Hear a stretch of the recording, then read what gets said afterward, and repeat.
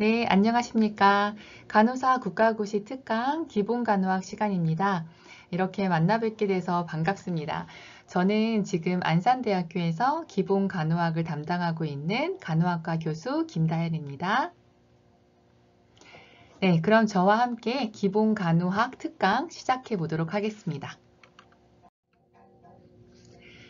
네, 그러면 저희 기본간호학도 그렇고 우리가 이제 국가고시를 보려고 한다면 우리가 공부해야 될 범위가 굉장히 많죠. 그래서 이렇게 많은 범위를 공부해야 할 때는 우리가 각 과목마다 주요 핵심 주제를 뽑아보고 그 주제에 해당되는 내용을 내가 알고 있는지 이렇게 카테고리를 나누는 것이 굉장히 도움이 될 것 같아요.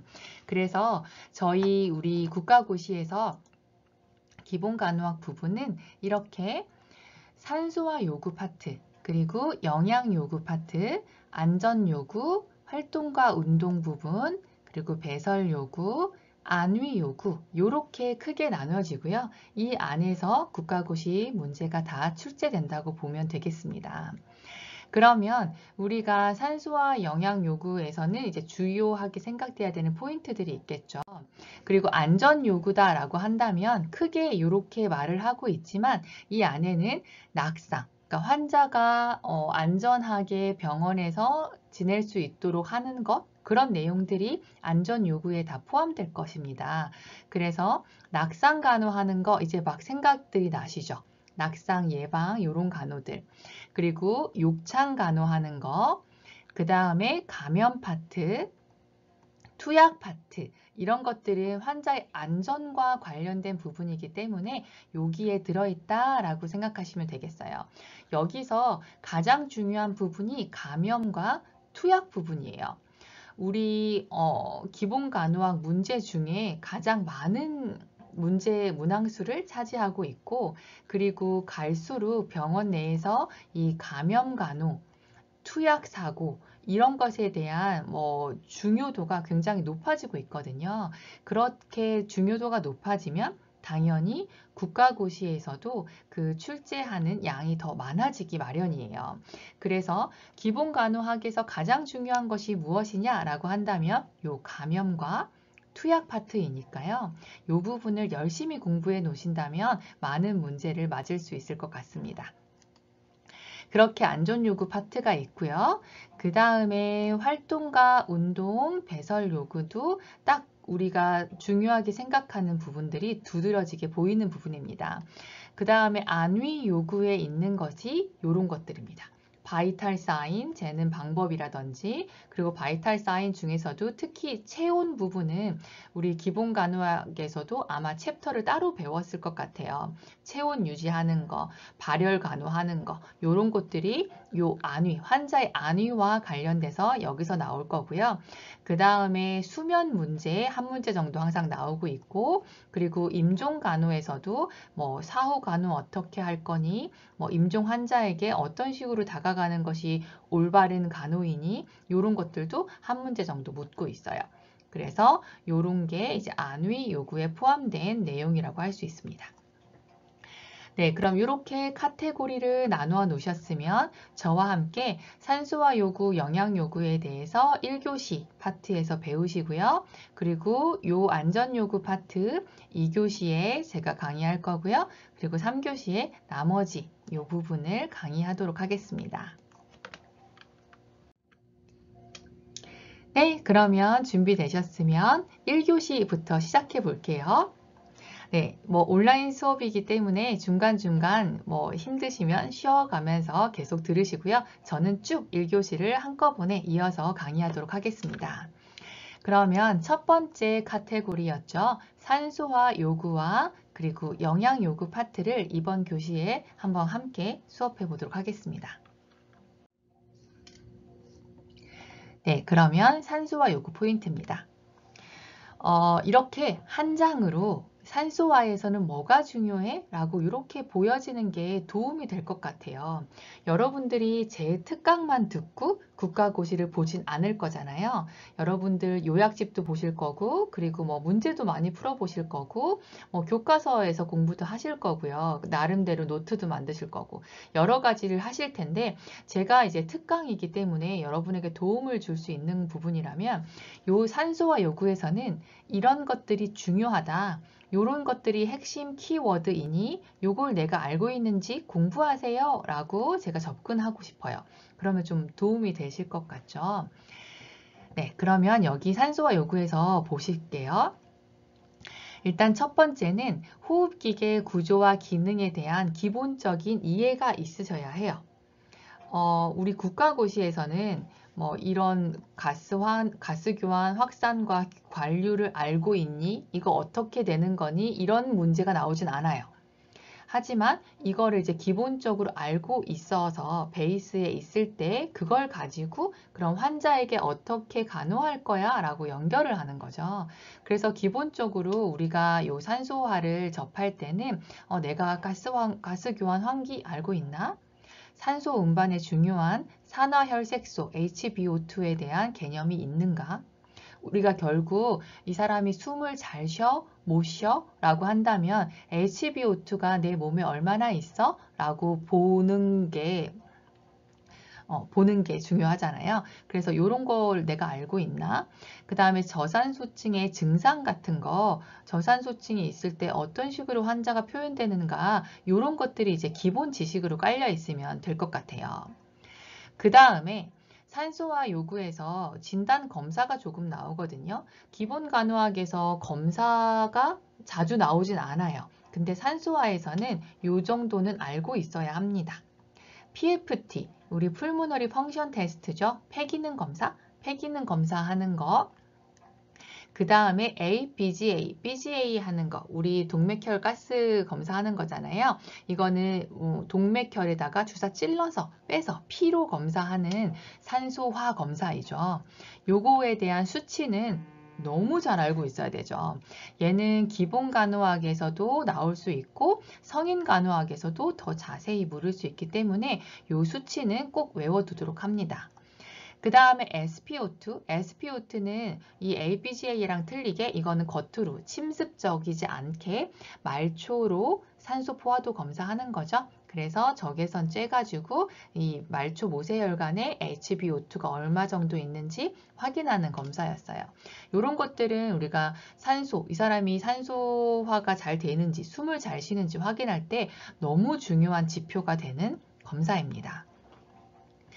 그러면 기본 간호학에서는 역시 간호 수행을 제일 중요하게 보고 있어요. 그러니까 여러 가지를 이제 여러분의 기본 지식으로 알고 있어야 하는 것이고 주된 문제는 이 수행 어떻게 하는지, 올바르게 수행할 줄 아는지 이런 것을 묻는 것이 기본 간호학이에요. 그래서 산소화에 관련돼서는 일단 포지션 업라이트 포지션 해주셔야겠죠. 앉히셔야 되죠. 그래서 반자위, 뭐 자위, 세미 파울러스 포지션으로 앉혀줘야 좀 숨을 잘 쉴 수 있죠. 그리고 하이드레이션, 이거 수분을 많이 공급하셔야 산소화도 또 혈액순환도 잘 일어난다는 거 알고 계시죠? 그 다음에 기침 심호흡 시키는 방법. 이런 것들이 있을 거고요. 그리고 여기서 이제 흉부 물리요법으로 우리가 두드리거나 뭐 체위를 바꿔주거나 해서 산소화를 조금 촉진시킬 수 있는 방법으로 아주 빈출하고 있는 애들이 타진법, 진동법, 체위배애 이런 애들이죠. 이런 애들 다 내가 방법을 알고 있는지 다 점검하십시오. 그 다음에 호흡 운동으로, 이 환자한테 시키는 운동으로는 입술 오므리기 호흡, 이것도 정말 많이 들어보셨죠? 입술을 오므리고 호기하시는 거죠. 후 내뱉는 거죠. 그러니까 입술을 오므리면 천천히 내뱉기 때문에 내 폐에 공기가 오래 머물 수 있게 해주시는 거죠. 이런 이제 방법이 있고, 그다음 인센티브 스피로미터, 강화 폐 활량계이죠. 한국말로 이렇게 생긴 거. 이건 부는 거 아니고 들이마시는 거 다들 알고 계시잖아요. 그래서 들이마심으로써 내 폐를 확장시키고 이 안으로 공기가 확 들어올 수 있게끔 이렇게 해주는 호흡 운동이 되겠습니다. 이런 것들이 간호 수행에서 주로 나오는 애들이고요. 또 산소요법, 이제 뭐 흉부 물리요법이나 호흡 운동으로도 잘 산소화가 되지 않으면 직접적으로 산소를 줘야겠죠. 그래서 O2를 흡입시키는 방법, O2를 줄 때 비강 캐뉼라, 우리 실습 시간에서도 연습해 보셨잖아요. 이 비강 캐뉼라를 어떻게 적절하게 적용할 수 있는지 질문할 수 있고요. 그 다음에 마스크의 종류들이 있었을 거예요. 이것도 아직 내 머릿속에 있지 않다면 다 한번 확인하십시오. 마스크 종류가 많지 않아요. 비강 캐뉼라 포함해서 한 4가지 정도만 확실하게 알고 있으면 문제 다 풀 수 있습니다.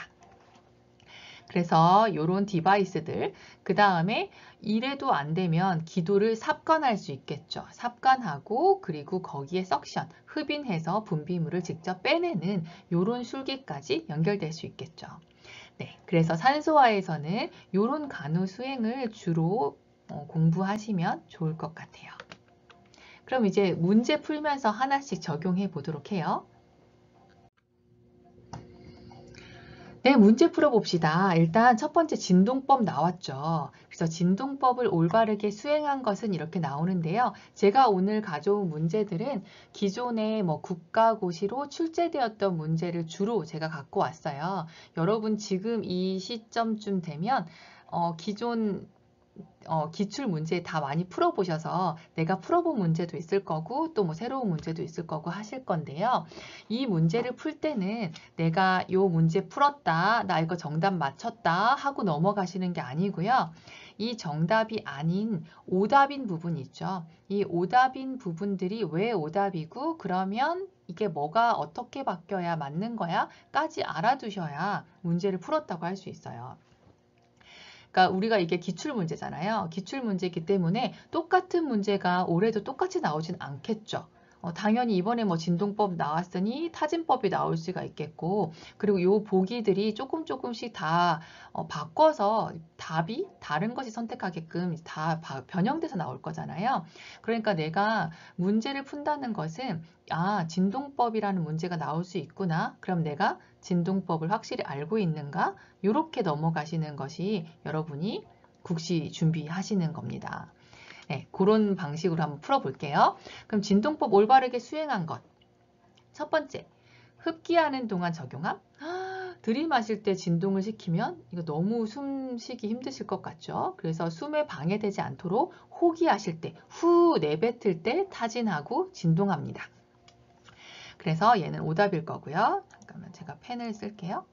네, 흡기 아니고요.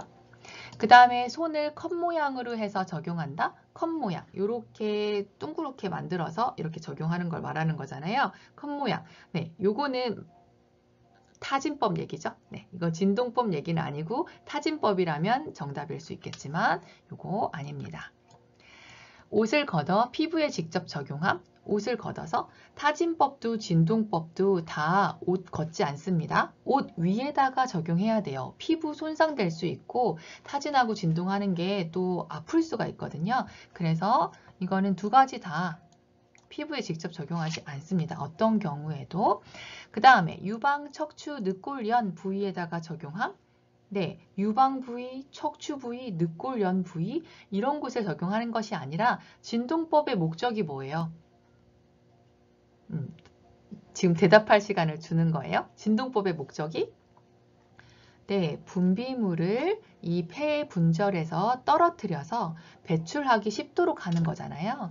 그러니까 유방척추 늑골연이 아니라 분비물이 자리하고 있는 그 폐 부분을 적용하는 거죠. 그래서 이런 말은 틀린 말이에요. 그럼 팔을 곧게 펴고 두 손을 포개서 적용함, 곧게 펴서 손 포개서 적용함. 네, 진동법 할 때 이게 올바른 방법이었던 것 같아요. 그래서 정답은 5번으로 보이죠? 그리고 다른 것이 왜 틀렸는지도 함께 확인하시면 되겠습니다. 네, 그러면 타진법, 진동법 확실히 보시고 넘어가세요. 옷 위에다가 적용하시는 거고, 그리고 타진법은 그냥 맨손으로 이렇게 타격하면 피부 손상 그리고 아플 수 있기 때문에 컵 모양으로 해서 둥글게 퉁퉁퉁퉁 이렇게 두드리시는 거고요. 진동법은 아까 말한 것처럼 팔 피고 이거 손폭에서 진동을 느끼게 해주는 겁니다. 네, 그럼 산소화 문제에 계속 적용하면서 같이 요약해 볼게요. 다음의 증상과 징후를 보이는 환자한테 적합한 중재라고 했어요. 그럼 요거 해석할 수 있어야겠어요. 혈압 100에 60, 뭐 정상으로 보이죠? 맥박 100에 108회, 100회까지가 정상이니까 약간 지금 빠르게 뛰고 있는 정도입니다. 호흡 26회 비정상적으로 높고요. 체온 36도 정상이고요. PaO2, PaO2이기 때문에 이거 APCA로 검사한 O2의 농도이죠. 81. 이거 어느 정도인가요? 우리 요 수치 다 외우고 계신가요? 이게 지금 81이면 정상 수치 안에 있지만 80에 가깝죠. 80 이하부터는 이제 저산소 혈증으로 가는 건데 지금 위험합니다. 저산소 혈증으로 가고 있어요. 거기다가 지금 증상이 있었어요. 청색증, 어지럼증, 안절부절 못함, 저산소증의 증상이 나타나고 있죠.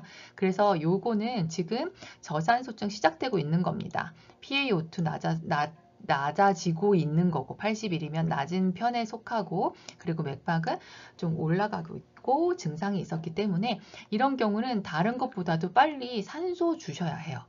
이런 거를 판단할 수 있느냐 묻는 거죠. 그래서 산소 투여한다가 일단 정답이고요. 측위 아니죠. 일단 내가 이 환자를 자세를 통해서, 포지션을 통해서 숨쉬게 해주고 싶다면 좌위죠. 반좌위, 좌위, 파울러스 포지션으로 취해주셔야 되고 기도흡인이나 흉부타진요법처럼 분비물 제거하는 거는 이 사람이 분비물 때문에 힘들다. 분비물이 지금 가득 찼다. 이런 근거가 하나 더 있어야 해요. 그리고 그렇다 하더라도 분비물에 근거가 있다 하더라도 지금 청색증, 어지럽고 안절부절 못하고 있으면 산소를 주는 게 먼저 되어야 해요. 산소 주고 그 다음에 흡인 시행할 수 있겠죠. 그래서 얘는 지금은 다 오답이에요. 처방받은 인슐린을 투여한다? 이거는 이 증상이 지금 저산소증인 거를 파악하지 못하고 혹시 고혈당증, 저혈당증과 헷갈릴 수 있을까봐 뭐 이런 문제의 답까지를 하나 넣어놓은 것 같아요. 그래서 얘도 아니라는 거 잘 선택할 수 있겠죠? 그래서 산소 투여가 정답이 되겠어요. 네, APGA 제가 여기다 하나 더 넣었으니까요. 꼭 이 수치를 달달달달 외우고 계셔야 해요. 그래서 이 수치는 툭 치면 툭 나오게끔 알고 있어야 우리가 성인에서든 기본에서든 문제를 풀 수 있어요. 우리가 우리의 혈중의 pH는 7.35에서 7.45가 정상이죠. 그래서 이것보다 내려갔을 땐 pH가 점점 숫자가 낮아진다는 거는 산증으로 간다는 거죠. 그래서 산독증이라고 말할 수 있겠고 이것보다 높아지면 이제 알칼리화 되고 있는 알칼리증이죠. 그래서 이 수치를 여러분이 외우고 있어야 이 수치보다 낮을 때 어떤 상황인지까지 연결할 수 있죠. 그래서 꼭 이 표 그대로를 좀 외워주시면 문제 푸는데 도움이 되실 거예요. 아까 PaO2 나왔었잖아요. PaO2 80에서 100이 정상입니다. PaO2와 SaO2는 틀리죠. 네, PaO2는 혈중에서 뽑아갖고 보는 이제 그 산소 분압이잖아요. 그래서 80보다 낮을 때 저산소 혈증으로 가는 거고 혹시 100보다 더 넘쳤다? 그러면 과산소 포화가 되겠어요. 그 다음에 PaCO2, CO2랑 그 다음에 HCO3, 중탄산염이랑 CO2 요거 두 개를 숫자도 기억해 주시면서 우리 항상 헷갈리는 거 있잖아요. 호흡성 알칼리증이니 대사성 알칼리증이니 요거를 확실하게 머릿속에 둬야지 성인 간호에서도 우리가 문제 잘 풀 수 있을 것 같아요. 일단 CO2는 정상치가 35에서 45 요 레인지 안에 있습니다. CO2 35에서 45. 그래서 CO2는 호흡하면서 발생하는 거잖아요. 그래서 CO2와 관련해서는 얘가 낮으면 호흡성 알칼리증으로 가는 거고요. 높으면 산증으로 가는 거예요. CO2가 너무 많은 거니까. 그래서 요게 앞에가 CO2는 호흡성과 관련돼서 호흡성 요게 붙는다는 거 기억하시고, 이거 중탄산염 HCO3는 얘는 중화시켜 주는 거잖아요. 중화시켜 주는 거니까 대사성이에요. 대사성. 수치 20에서 26. 지금쯤 성인 간호 막 배우고 하신 우리 4학년이라면 요거 수치는 너무 머릿속에 박혀 있을 것 같긴 하거든요. 우리 기본 간호학에는 2학년 때 주로 배웠기 때문에 그때는 이게 어렵다 느껴졌겠지만 지금쯤 되면 요 수치 너무 익숙하실 거라고 생각이 돼요. 그래서 22에서 26 요게 HCO3 정상치인데요. 얘는 대사성이에요. 그래서 얘가 낮아지면 산증. CO2랑 이거 HCO3는 반대로 가고 있잖아요. 그래서 CO2가 호흡성이다 외워두셨으면 HCO3가 대사성으로 가는 거고, 그리고 얘가 알칼리증이면 얘는 산증으로 가는 거였어요. 그래서 22 미만 그리고 26 이상 요거를 기억해 주시면 되겠습니다. 이 표를 꼭 외웁시다. 네, 그러면 이제 체위백 문제가 하나 더 나왔네요. 요거는 그림이 이렇게 주어졌어요. 그래서 그림을 보면서 푸는 문제였습니다. 70대 노인의 폐 분비물 배출을 용이하게 하려고 다음과 같은 자세로 체위백을 시행할 때 예상되는 분비물 위치는? 이런 문제가 나왔었어요. 그럼 여기서 우리는 요 위치의 명을 아셔야 풀 수 있을 것 같아요. 상엽, 하엽, 폐첨, 기저부, 이게 어딘지 아셔야 내가 지금 보고 있는 곳이 어딘지를 글로 맞출 수가 있겠죠. 일단 요 회색 부분이 지금 분비물이 있다는 것을 표시하고 있어요. 이 폐의 요 위쪽이 상엽이고 이 아래쪽이 하엽이죠. 그러니까 상엽에 일단은 분비물이 위치하는 게 맞아요. 그럼 1, 2, 3번 중에 하나일 것 같아요. 그러면 상엽 중에서도 상엽 앞쪽이냐, 뒤쪽이냐. 상엽, 뒤쪽은 등 쪽을 말할 건데 일단 뒤쪽 아니고 앞쪽에 있으니까 뒤쪽 아니에요. 그러면 폐첨이라고 하는 게 어딘가요? 폐첨. 우리가 폐의 끝부분, 위쪽 부분, 뾰족한 부분이 있어요. 그 뾰족한 부분을 폐첨이라고 하고 이 밑에 이렇게 퍼져 있는 부분을 기저부라고 말하죠. 이건 심장도 그런데 아무튼 뾰족한 부분이 폐첨이기 때문에 지금 이 분비물은 이 폐첨 부위에 모여 있는 것으로 보여요. 앞쪽에 있다고 한다면 조금 더 이렇게 앞부분에 위치해 있는 것을 이제 보여줬다면 1번이 될 수 있겠는데 이건 뾰족한 부분에 분비물이 지금 집중되어 있는 걸로 보입니다. 그래서 정답은 3번 상엽, 폐첨 부분에 분비물이 있다 라고 해주시면 되겠어요. 그러면 이 체위백에서는 지금 위치를 이렇게 어디 있느냐 찾는 것도 중요할 수 있는데 이렇게 있을 때 어떤 자세를 취하느냐 이런 거를 물을 수도 있겠죠. 그래서 이 자세를 잘 보셔야 되겠어요. 체위백 자세는 내가 지금 폐에 있는 분비물이 가장 위쪽, 가장 윗부분에 위치하도록 눕히면 돼요.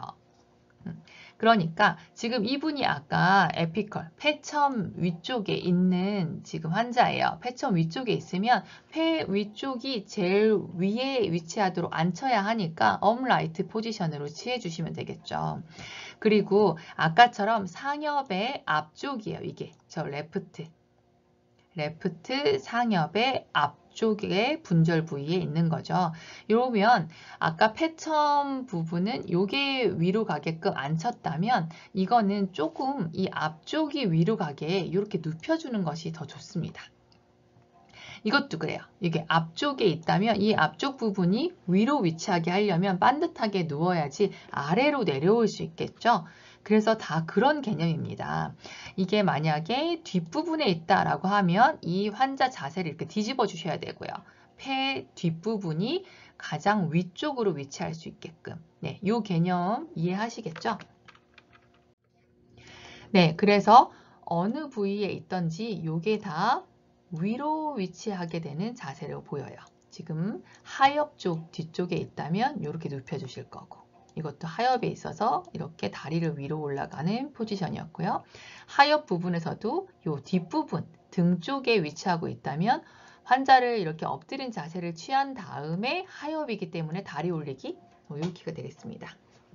그래서 지금 그림으로 보자면 이게 다 이해가 잘 될 것 같아요. 아, 분비물 있는 쪽이 위로 가게 사람을 눕혔구나. 그런데 이 자세를 말로 표현을 하자면 다리가 올라가고 뭐 이렇게 말로 이게 시험에 나올 거잖아요. 그래서 말로 써 있는 글자도 내가 풀 수 있는지 몇 가지 문제를 조금 더 풀어보시면 체위배행 문제 잘 풀 수 있을 것 같습니다. 넘어갈게요. 그럼 제가 주로 많이 나온다고 했던 이 마스크 문제 한번 풀어보십시다. 비제호흡 마스크를 투여할 때 옳은 것을 물었어요.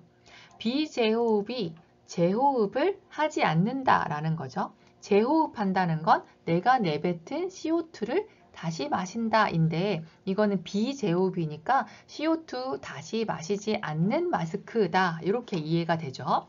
그럼 봅시다. 일단 흡연병은 생리식염수로 채운다. 우리 이제 산소 마스크를 줄 때 흡연병에다가 물을 채우죠. 생리식염수 아니죠. 이거는 나트륨 섞여 있어서 이걸로 채우지 않고 증류수, 멸균 증류수를 채웁니다. 그래서 증류수가 맞고요. 그 다음에 착용 전 저장백에 산소를 채운다. 이 비제호흡 마스크는 저장백이 있습니다. 리저브백이. 그 리저브백에다가 이거는 CO2를 채울 게 아니라 산소만 계속 주는 거거든요. 그래서 산소를 채운다. 얘가 정답인 것 같습니다. 네, 산소를 채운다. 요 정답이고요. 그 다음에 다른 답까지는 그럼 왜 틀렸냐를 알아야 우리가 올해 국시를 풀 수 있을 것 같아요. 그러면 만성 폐쇄성 폐질환 환자한테 사용한다? 절대 안 되죠. 만성 폐쇄성 폐질환 환자는 산소를 굉장히 정확하게 조절해서 줘야 돼요. FiO2라고 하죠. 이 사람이 흡입하는 산소량이 딱 조절돼서 그만큼만 줘야지 막 무조건 이렇게 많은 산소를 투여했을 때 호흡 중추가 오히려 마비돼서 위험할 수 있어요. 정말 산소 수치가 너무 낮은 환자한테 응급하게 빨리 줄 때 쓰는 게 비제호흡 마스크이기 때문에 COPD 환자에게는 위험해서 절대 주지 않아요. 그러면 만성 폐쇄성 폐질환 환자한테 줄 수 있는 마스크가 있겠죠. 그것까지 연결해서 여러분 공부하시면 공부 잘한 거죠. 제가 이 뒤편에서 마스크는 다시 한번 설명할게요. 아무튼 여기서는 오답. 산소 주입은 4리터 per 분 미만으로 유지한다? 아니요. 비제호흡 마스크는 빨리 O2를 빨리 샥 줘야 되기 때문에 한 10리터, 15리터까지도 막 들어갈 수 있어요. 우리가 굳이 요거를 이제 제한하는 거는 비강 캐뉼라 정도였을 것 같아요. 비강 캐뉼라 6리터 이하로 주는 걸로 좀 제한해서 주잖아요. 그래서 여기서는 오답. 저장백이 허탈되면 산소 주입 속도를 낮춘다. 저장백 안에 산소가 꽉 차 있어서 계속 이 사람에게 먹이는 건데 거기가 허탈되면 주입 속도를 낮출 것이 아니라 빨리 더 잘 산소를 채워서 주입을 해줘야겠죠. 네, 그러면 이 마스크 좀 자세히 좀 더 볼 필요가 있을 것 같아요. 마스크 문제는 제가 지금 대표적으로 비제호흡 마스크 문제를 갖고 왔는데요. 요 네 가지 마스크에서 어떤 것도 돌아가면서 다 나올 수 있어요. 제가 요게 잘 안 보이는 학생들은 이 산소요법에서 요 마스크 요약 정리되어 있는 거 어떤 것이라도 보셔도 되겠고요. 주로 얘네들을 알아야 돼요. 비강 캐뉼라, 그리고 부분 제호흡, 비제호흡, 그 다음에 벤츄리 마스크 이 네 가지만 정확히 알고 있으면 됩니다. 비강 캐뉼라는 우리 여기의 주요점은 이거죠. 이거 코로 들어가는 거기 때문에 비강 점막을 너무 손상시킬 수 있어서 이거는 1에서 6리터, 6리터 미만 6리터 이하로 줘야 된다. 이런 것들이 주의점이었을 거고요. 그리고 비강 캐뉼라를 이제 줄 때 이건 우리가 술기 시간에 해본 거기 때문에 뭐 주의점, 적절한 방법이 뭐냐 이런 거 물을 수 있겠어요. 그 다음에 부분 제호흡과 비제호흡이 항상 이렇게 비교돼서 헷갈리게 나오는데요. 이름을 잘 보시면 됩니다. 부분 제호흡은 부분적으로 제호흡하는 거고 비제호흡은 아예 제호흡을 하지 않는 거죠. 그래서 요 부분 제호흡은 CO2, 내가 내뱉은 CO2를 같이 산소와 섞여서 함께 들여 마시는 거예요. 그래서 이 리저브 백에는 환자가 내뱉은 CO2가 섞여 있는 거. 그게 부분 제호흡이고 비제호흡이라고 한다면 지금 제가 설명한 것처럼 그 저장백으로는 환자의 CO2가 들어가지 않고 산소만 가득 차서 산소만 계속 먹이는 거다. 그 다음에 벤츄리 또는 벤투리 또는 똑같은 겁니다. 벤투리 마스크는 얘만 유일하게 FiO2를 일정하게 조절할 수 있도록 눈금 조절하는 필터가 달려 있어요. 그래서 다른 애들은 FiO2가 정확하게 측정이 안 돼요. 추정할 뿐. 그런데 정확하게 조절할 수 있는 건 벤츄리 마스크 뿐이고요.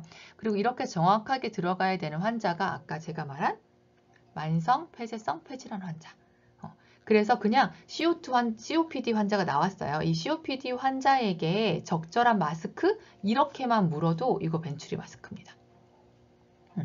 그래서 이렇게 좀 해보시면 될 것 같고요. 이 부분 제호흡과 비제호흡 마스크 한번 그림으로 한번 더 보고 갈까요? 네. 일단 처음에 생긴 건 똑같죠. 이렇게 보유주머니, 저장백 있는 거가 똑같아요. 생긴 거가 똑같지만 틀린 점이라면 필터가 붙어 있지, 비제호흡은. 그래서 부분 제호흡은 이 환자가 내신 CO2 이 리저브백에 들어옵니다. 그래서 산소랑 섞여서 다시 들여 마십니다. 그래서 부분적으로 제호흡하는 거고요. 비제호흡 마스크는 여기 일방향성 필터기 때문에 환자가 내뱉은 호기가 숨이 여기로 들어가지 않는다는 거 이게 가장 중요한 것 같아요. 그래서 이 저장백에는 아까 우리 문제에서 풀어봤잖아요. 산소만 가득 차 있는 거예요. 산소를 가득 채워 놓는 겁니다. 그리고면 환자가 호기, 후 뱉었을 때 나온 CO2는 어디로 가냐? 여기가 밖으로는 나갈 수 있어요. 이렇게 밖으로는 나가서 이 공기 중으로 CO2는 내뱉지만 다시 안으로 들어올 수는 없는 거예요. 탁 닫힙니다. 그래서 닫히기 때문에 환자가 내뱉은 CO2는 밖으로만 나가고 이 안에서는 O2가 가득 차서 O2만 계속 환자한테 먹이는 거. 이게 비제호흡 마스크입니다. 네, 이제 확실하게 정리가 됐죠? 네, 그러면 산소화에서 조금 더 풀어볼게요. 이런 문제 꼭 나오겠죠. 우리 흡인. 기관절개관 흡인이든 기관내관 흡인이든 아무튼 그 수행할 때 주의사항은 똑같아요. 동일하기 때문에 한번 흡인에 대해서 풀어봅시다. 심스 체위를 취하게 한다? 네, 아니죠. 이 체위는 좌위, 반좌위, 업라이트 포지션 앉혀주셔야 해요. 그래야 숨을 산소화를 더 잘 시킬 수 있겠고요. 흡인 직전에 물을 마시게 한다? 네, 위험하죠. 물이 들어가고 또 흡인을 시키면서 아스피레이션 시킬 수 있어요. 그래서 아스피레이션 되지 않도록 이렇게 업라이트 포지션도 시켜주는 건데 물도 마시게 하면 안 되겠죠. 카테터 삽입 후 30초 이상 흡입한다? 이거 아니죠? 그럼 몇 초 동안 흡인하고 빨리 카테터 빼야 되죠? 네, 요거는 다 외우고 계실 것 같아요. 카테터 한번 들어가면 10에서 15초 동안만 흡인하고 빨리 빼내주셔야 돼요. 아니면 산소까지 흡인하기 때문에 저산소증 유발할 수 있어서.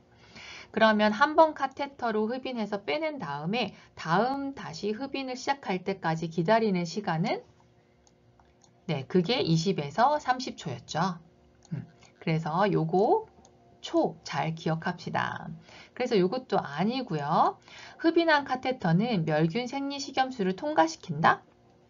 네, 흡인하고 나면 거기에 남아있는 거 쭉 빨아들여야 되니까 멸균 생리식염수 통과시킵니다. 흡인한 후에도 그리고 흡인하기 전에 윤활을 위해서도 이 멸균 생리식염수 통과시키는 과정이 있었죠. 이거 정답인 것 같아요. 연결관의 흡인 조절 구멍을 막은 상태로 카테터를 삽입한다? 아니죠. 거기가 막으면 압이 걸려서 그때 그렇게 들어가면 여기 조직 다 손상되기 때문에 꼭 구멍을 떼고 막지 않은 상태로 들어간다. 이런 게 굉장히 주의점이었잖아요. 그래서 이것도 아니었습니다.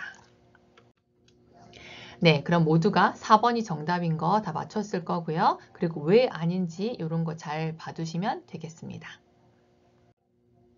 네, 이렇게 산소와 제가 딱 포인트가 되는 부분, 주요하게 생각하는 부분들을 제가 뽑아봤고요. 아까 앞장에 포인트 요약한 부분을 잘 공부하시면 어떤 문제가 나와도 잘 풀 수 있을 것 같아요. 그럼 두 번째 영양 요구 파트까지 하고 제가 1교시 쉬는 시간 주겠습니다. 그러면 영양 요구. 여기서는 영양장애라고 제가 해놨는데요. 영양장애에서 막 진짜 뭐 진단명, 질병명 이런 것들이 기본 간호에서는 잘 나오지 않고요. 정말 그런 질환들은 성인 간호 쪽에서 더 다룰 거예요. 그래서 영양 파트에서 우리가 장애로 나올 수 있는 거는 이런 정도예요. 영양이 결핍된 환자, 비만이 있으신 환자, 오심구토가 지금 있어서 식욕이 지금 부진한 상황, 그리고 그래서 그런 환자, 식욕이 떨어진 환자들에게 어떻게 식욕 자극 간호를 할 것인가, 뭐 이런 것들이 나옵니다. 그래서 여기서는 뭐 장애에서는 간단하게 보시고요. 이런 식욕을 자극하는 간호, 뭐 환자 환기를 잘 시켜서 그 병동에 뭐 불쾌한 냄새가 나지 않게 한다든지 천천히 드실 수 있는 시간을 충분히 준다든지 이런 식욕 자극 간호 한번 어려운 건 아니지만 한번 머리에 넣어 두시고 가시면 좋을 것 같아요. 그 다음에 영양 요구에서는 식이 종류 이런 것도 가끔 묻는데요. 수술 후에 먹는 식이 있죠. 병원 식이. 그거. 그러니까 우리가 수술하기 위해서 MPO 시켰을 때요. MPO 시켰다가 수술 돌아왔어요. 그리고 가스아웃 됐어요. 라고 하면 물부터 조금 드시게 해보시잖아요. 십서브 워터. 먼저 물을 조금 드시다가 그리고 이상 없으시면 리퀴드 다이어트부터 시작하시죠. 리퀴드 다이어트. 우리 국시에서는 의학용어로 나오지 않고 한국말로 나오니까요. 맑은 유동식이 되겠어요. 그래서 건더기가 없는 국물이라든지 맑은 미음이라든지 이런 게 리퀴드 다이어트가 되겠죠.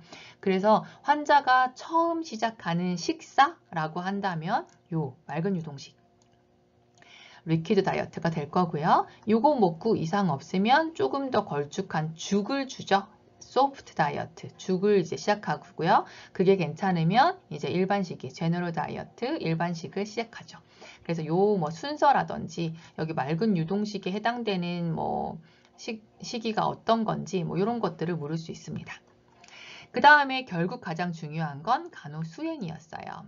그러면 간호 수행에서 지금까지 영양 파트에서는 이 위간 영양이 빠짐없이 국시에 나오고 있습니다. 그래서 이게 가장 중요한 것 같습니다.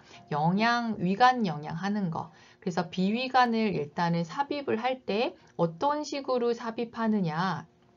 그리고 이 삽입한 위간이 위 속에 잘 들어갔는지 어떻게 확인할 것이냐. 우리 pH 확인하고 엑스레이 찍어보고 하는 거 있죠. 이런 것도 알고 있어야 하고요. 그다음에 위간 영양에 합병증 어떤 게 있느냐. 우리가 위간 영양 갖고 있는 환자들에게는 가장 중요하게 보는 게 그거죠. 아스피레이션, 흡인되는 거. 이 위에서 이게 식도로 다시 올라와서 기도로 넘어가는 거를 아스피레이션이라고 하잖아요. 그 흡인되는 게 가장 무서운 합병증이라서 그렇게 되지 않게끔 좀 살필 거고요. 그리고 뭐 설사, 뭐 탈수 이런 것들 합병증이 있겠습니다. 그 다음에 위간 영양에 주입할 때 주의사항 적절한 방법으로 주입한 것은 이런 문제가 이제 굉장히 많이 나오고 있죠. 그 다음에 위간 영양과 함께 더불어 하나가 더 나온다면 완전 비경구 영양, 이걸 TPN이라고 하잖아요. 요거는 정맥으로 그런데 그냥 말초정맥이 아니라 중심정맥관으로 잘 주죠. 여기다가 이 주사, 정맥 안으로 주사액을, 수액을 완전 영양이 가득 찬 고장성, 고농도의 그 영양액을 혈관으로 주입받는 거, 이게 TPN이죠. 그래서 그거 할 때 주의점이 또 굉장히 특징적인 게 있기 때문에 그런 게 나올 수 있겠고요. 그 다음에 요거 아이오도 빠짐없이 나와요. 우리가 간호사들이 아이오 체크를 굉장히 많이 하고 있기 때문에 이 아이오 체크하는 거 잘 할 수 있는지 묻는 거, 이런 것들이 주요 포인트가 되겠습니다. 그러면 이제 또 직접 문제 풀면서 적용해 보도록 해요. 네. 제가 앞에서 요거 포인트에 넣진 않았는데 피부 주름 두께 측정기 아시죠? 캘리퍼. 요거를 우리가 막 되게 주요하게 막 배우거나 술기를 해보거나 하지 않기 때문에 잘 잊고 지내는 학생들이 많을 거예요. 근데 이 문제가 나왔더라고요. 그래서 다들 좀 당황했다고 막 그랬었는데 요것도 한번 알고 갑시다. 이 캘리퍼는요, 이렇게 생겼어요. 이건 국시에서 이 그림을 주어지진 않았어요. 제가 갖고 온 거고요. 이렇게 집게처럼 생겨서 이렇게 팔뚝 찝어보는 거예요. 이렇게 찝어서 요거 몇 센치야? 라고 이거 재는 거, 요거를 캘리퍼라고 해요. 요거는 상완 삼두근, 우리 여기 피하 지방 굉장히 많은 부분 있잖아요. 팔뚝. 여기 상완 삼두근에다가 캘리퍼를 측정해서 우리가 많이 측정을 하는데요. 이거는 어떤 것도 아니고요. 지방, 피하 지방 보려고 하는 거예요. 그래서 지방 축적 정도 보려고 하는 겁니다. 그것만 기억해 둡시다. 캘리퍼 나와서 당황했다고 하길래 제가 좀 설명을 해요. 우리 여기 피하 지방, 이 팔뚝에 있는 피하 지방은 굉장히 서서히 축적하면서 늘어나요. 그리고 살을 막 뺐다고 해서 확 줄어들지도 않고 가장 늦게까지 천천히 빠지죠. 그래서 우리 몸의 피하 지방, 그 지방의 축적 정도를 제일 잘 나타내주고 있는 게 요 상완 삼두근 쪽의 피하 부분입니다. 그래서 캘리퍼를 거기다 찝었다라는 것은 그 피하 지방 축적 정도를 보려고 하는 거예요. 그래서 근육 아니고 부종 보는 거 아니고요. 이거 집게라서 피부 긴장도 아니고요. 신체 질량 지수도 이걸로 나오진 않고요. 이거는 그냥 지방 보는 거다라고 꼭 기억해 주시면 되겠습니다. 네, 그러면 아까 제가 잠깐 언급했던 것 같아요. 요 문제가 실제로 나왔었네요. 식욕 부진 환자에 대한 간호중재. 그러면 일단 봅시다. 환자가 싫어하는 음식부터 먹도록 한다? 아니죠. 좋아하는 음식, 환자가 선호하는 음식부터 조금씩 먹어서 나중에 꼭 드셔야 되는 것을 더 추가하는 방식으로 하셔야 합니다. 그래서 선호하는 음식부터 먹도록 하는 거고요. 두 번째, 불쾌한 냄새가 나지 않는 환경을 제공한다? 너무 좋을 것 같죠? 네. 그래서 왜 6인실, 다인실에 계시면 뭐 침상 변기를 막 활용하시거나 뭐 옆에서 쓰고 계시거나 그럼 냄새 엄청 날 수 있어요. 그리고 상처 부위 막 드레싱하고 하면 이런 막 좋지 않은 냄새들이 굉장히 많이 납니다. 그런 것 때문에 예민해서 좀 식욕이 좀 떨어지고 밥을 좀 안 드시게 되시는 경우가 있기 때문에 그런 경우는 식사 시간을 꼭 피하고 그리고 그런 냄새가 나지 않도록 그런 병실을 계속 환기시켜 주는 거, 요런 게 식욕 증진 간호가 되겠죠. 그럼 세 번째 거 볼게요. 선호하는 음식을 한 번에 많이 먹도록 한다. 선호하는 음식을 드리는 건 너무 많는데 조금씩 적은 양을 줘서 먹는 것에 질리지 않도록 하는 것이 식욕 자극 간호가 되겠어요. 그래서 한 번에 많이 먹이지 않습니다. 그리고 식사 전에 통증을 유발하는 간호 처치 하시면 안 되겠죠. 그래서 뭔가 아프고 내가 뭐 드레싱을 했고 너무 아팠다라고 하면 식욕이 뚝 떨어지겠죠. 그래서 식사하시고 난 후에 이런 통증 유발 처치는 배치하시는 게 좋을 것 같아요.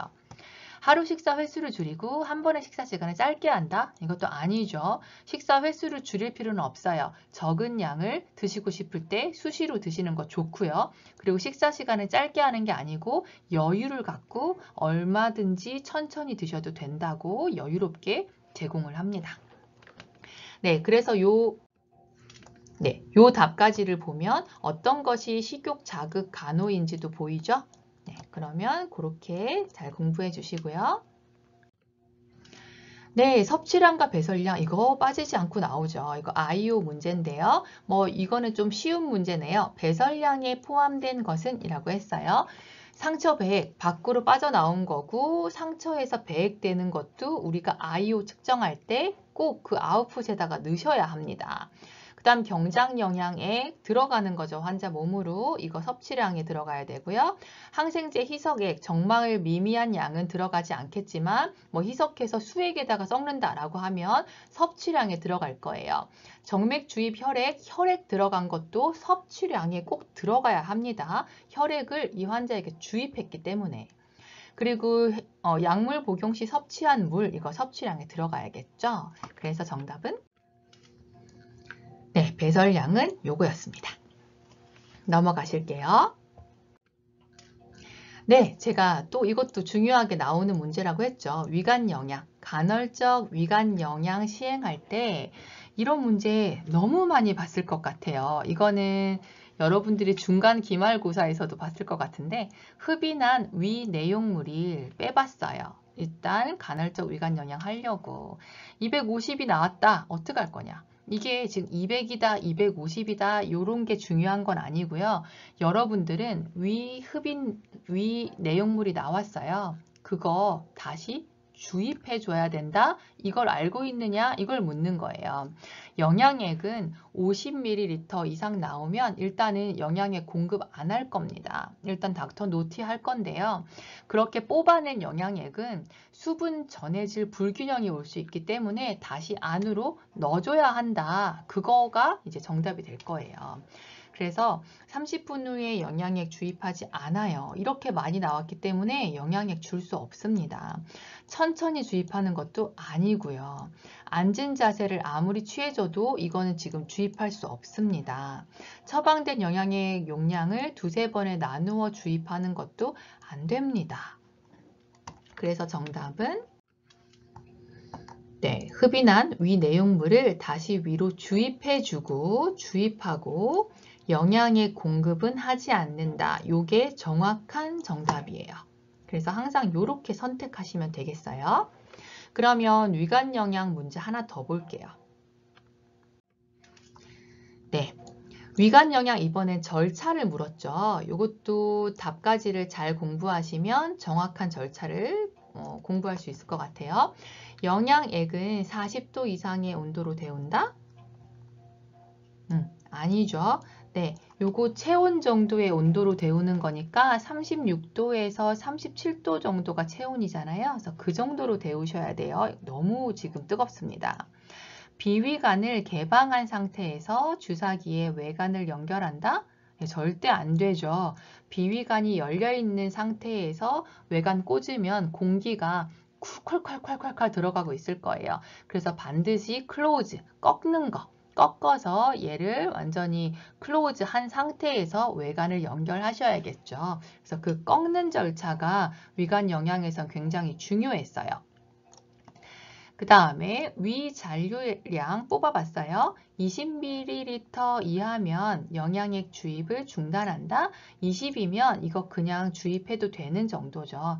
우리가 주로 한 50을 기준으로 보거든요. 그래서 50 이상으로 넘어갔다라고 하면 일단 주입을 보류합니다. 그래서 이것도 틀린 얘기고요. 20 아니고요.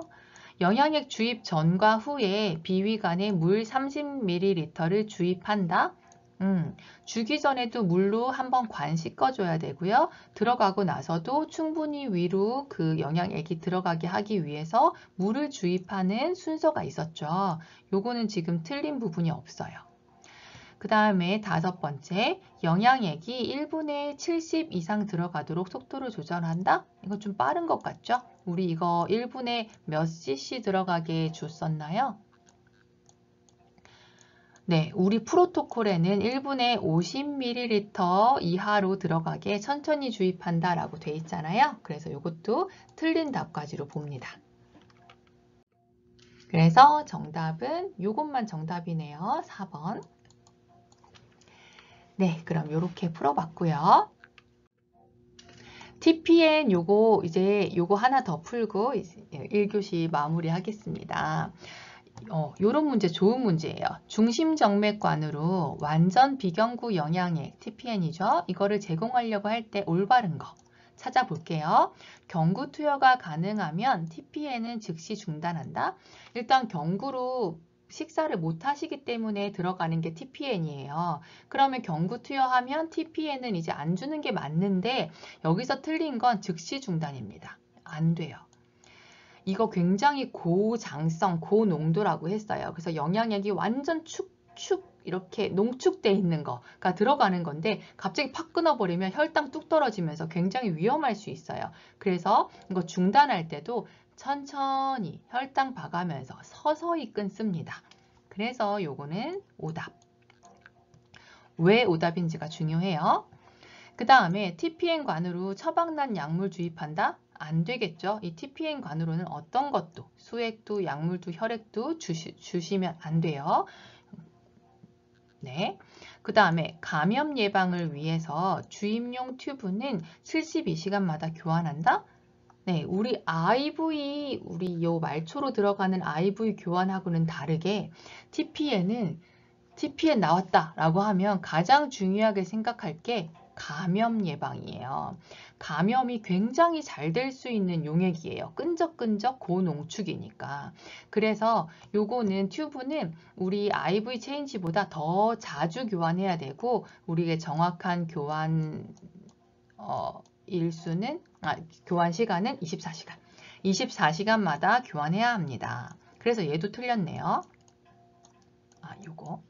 그 다음에 4번 TPN 용액은 미생물 성장이 용이해서 감염에 주의한다. 지금 제가 엄청 강조했잖아요. 요 얘기네요. 감염이 굉장히 잘 될 수 있어서 이걸 포커스 해야 돼요. TPN 들어간다. 감염 예방. 이렇게 꼭 연결하세요.